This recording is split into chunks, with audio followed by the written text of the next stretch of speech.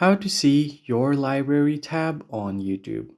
First thing first, go ahead and simply open up your YouTube application. Just make sure that you are logged into your account.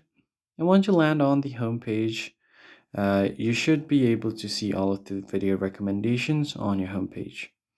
Then you're going to have to simply go ahead and tap on the U icon at the bottom right. You have different options like shorts, the plus icon to upload a new video, subscriptions, and then U. Tap on U, and here you'll be able to see your history. Then you'll be able to see your playlists. So currently, YouTube does not have the library tab. It has been replaced by the U tab or your profile tab, where you can see all of your playlists. And you could also find your downloads as well as your videos that you uploaded on your channel. So if you want to add a playlist, you could click here, create a playlist name, and then tap on create. And you could easily add videos here. Click on add videos, search for a video that you want, and you can easily add videos on your playlist.